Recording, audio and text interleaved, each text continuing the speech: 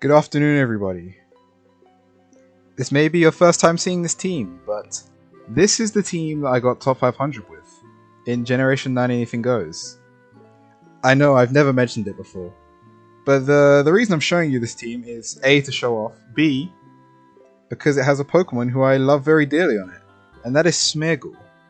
We all love Smeargle around here, unless you're playing against him, which then it's the most detestable Pokemon known to man, and is an abomination on this planet.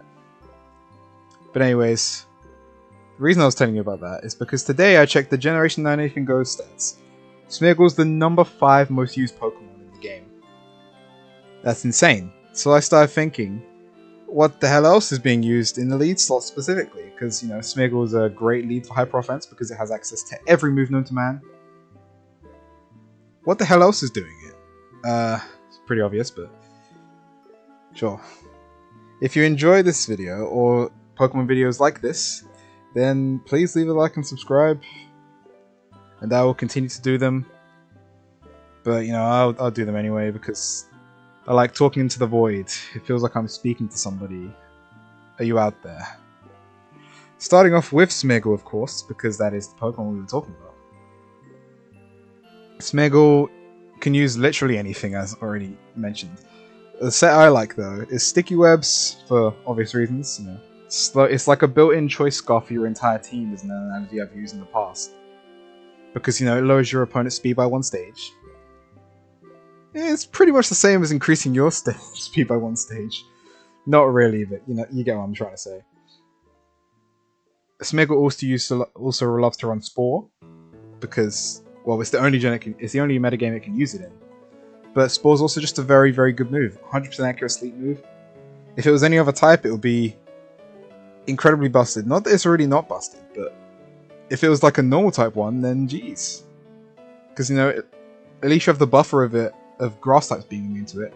Speaking of grass types being immune to it, that's why you use Terra Grass on Smeargle. At least I do. Because then it's immune to other Smeargle's spores. Focus Sash for obvious reasons, so it can live here. Moodium Baton Pass is very inconsistent, but you don't have to Baton Pass the boosts. So, you know, sometimes I just choose not to. Sometimes I just switch out if Smeargle's just doing the shit. If it's like -5 in physical attack and -2 in special attack if I've been in for that long. Smeargle is also weak to... I say weak, but it's shut down by multi-hit moves. It's particularly Mousehold, who, to my surprise, is the number 11 most used Pokemon in Generation 9 Anything Goes, which I did not believe when I first read it, but it's true.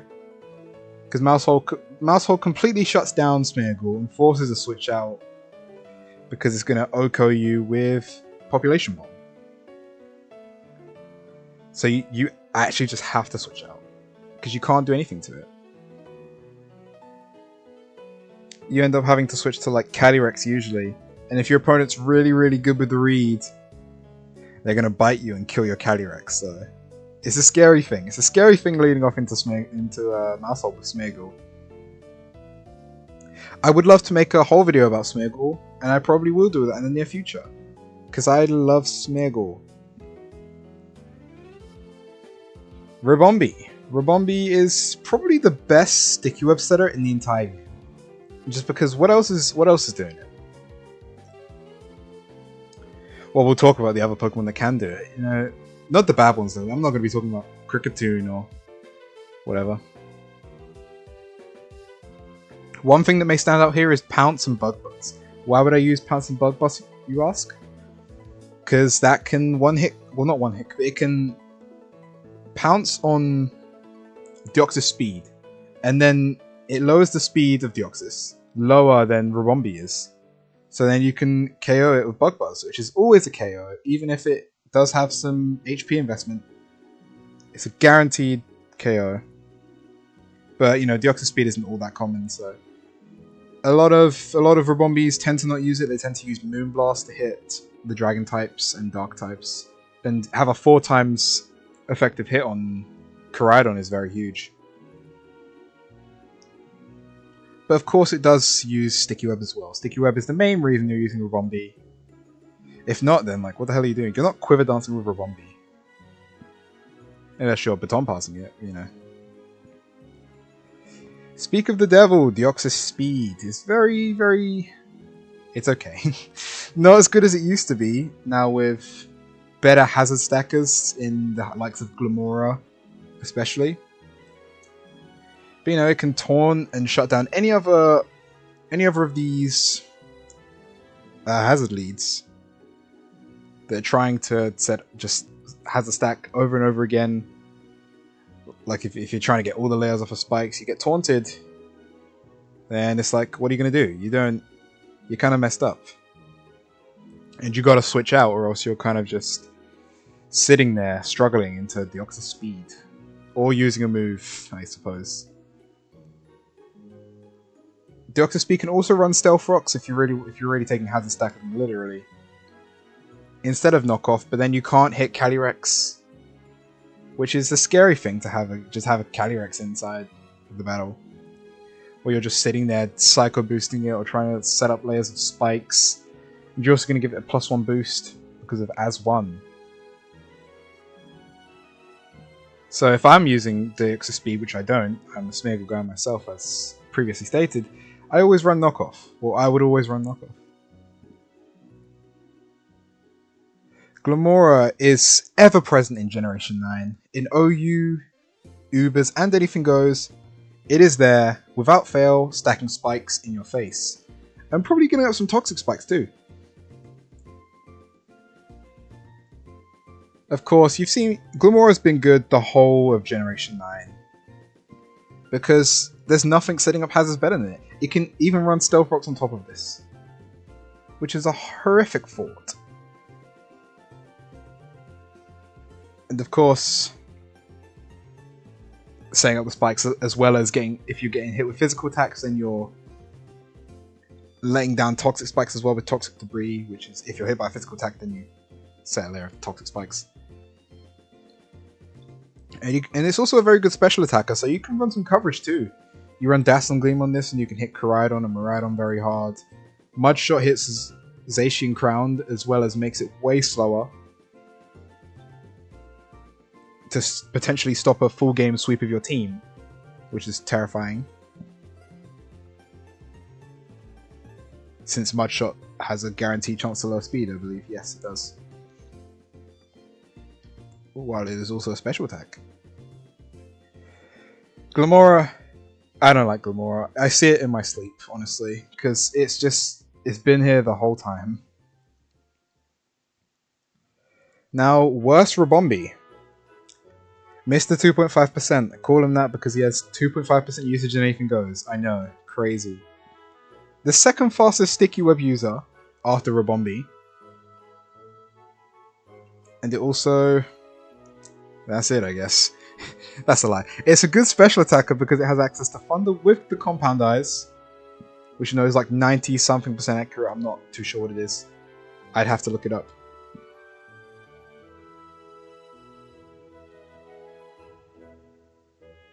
It's just worse Rabombi. If you're using a Sticky Webs user, you're using Rabombi or Smeargle. You're not using Galvantula. No way.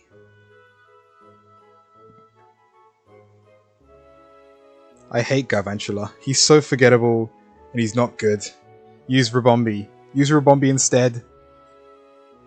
I'm sorry to be mean to Galvantula, but I do not care about Galvantula. Mr. OU himself. He's an OU. He has been for a little while now. A great Sticky Webs user. Unlike Galvantula. But I haven't got a hidden agenda against Galvantula. I didn't get like swept by Galvantula one time and just hated him ever since. I swear I did not get swept by Galvantula. Araquanid he loves to use his Cuss that very set, which is of course moving first in the priority bracket when you're at a quarter HP or less. Using the pass to success with big success by Pokemon like Bronzong to explode sometimes.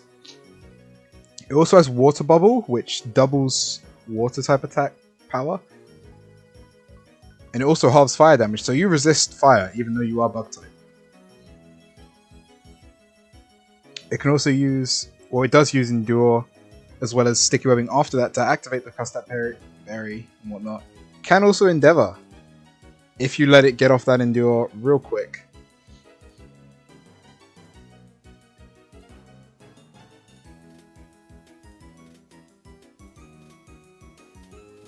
Grimmsnarl, another ever-present force in Generation 9. Everyone's used Grimmsnarl. You know, Prankster Screens is huge. You know, you set up the Light Screen and Reflect with Prankster, and then you Parting Shot. You're taking half damage on top of your opponent being down one stage in attack. Which, you know, with some setup sweepers, you know, you're gonna kind of mess the opponent's team up. You're gonna sweep them real quick in about 20 turns at maximum, probably 10. If you know you got the right sweeper, you got a nasty plot. Calyrex in the back. Oof, it's a scary fort.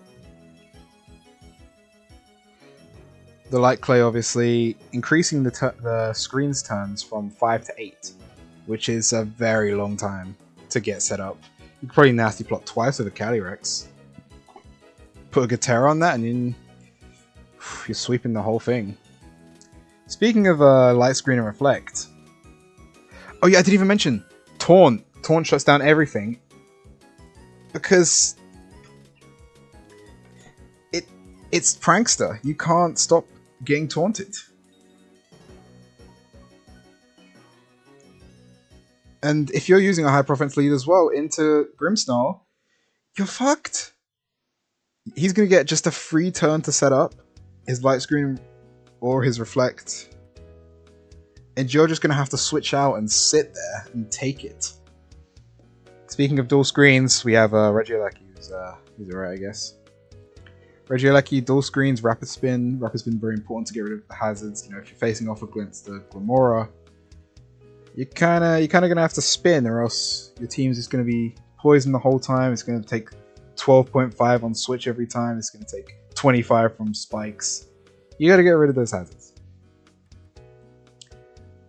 And of course, with Explosion, you can pivot out to something better after you set up the screens. I don't like Regieleki. He isn't Ubers. He is the highest ranked Pokemon that tends to use dual screens, but if you're going to use a dual screener, use Grimmsnarl, or probably even use Dragapult. Dragapult's probably better than Regieleki at this, even though he is a bit slower. He just has more moves to use, more coverage. And you can use any combination of the three of Dragon Dance, Shadow Ball, and Will-O-Wisp in the last 2 slots, as well as Reflect and Light Screen, to really hit everything. And it has Infiltrator too, so you know, if you're going up against the Dragapult, then you can, and they get up their Reflect, you can just Dragon Dance through it. Dragon Darts through it, not dance, sorry, that's a different move. Because it's not affected by Light Screen or Reflect. God forbid your opponent has like an Espathra out trying to set up a substitute. That's not going to work out here, buddy. You're getting Shadow Balled.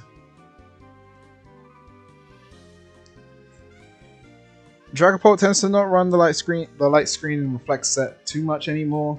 But I remember at the start of the gen, it was always running in OU, and it was very common because people didn't. You know, if you're using Grimmsnarl, everyone knows you're going to do a Light Screen and Reflect thing, and then Parting Shot out. With Dragapult, your opponent doesn't have the privilege of knowing that that's going to happen to them, which some would say is an advantage over Grimmsnarl. And last but not least, is a Pokemon I have been very frustrated by recently. In my time of playing Generation 9 Anything Goes, there has been no Pokemon as frustrating as Hatterene. It loves to be friends with what's that guy called? Oh my god, I've forgotten what that. Oh my god, I'm so sorry. This is horrible. I've forgotten the name.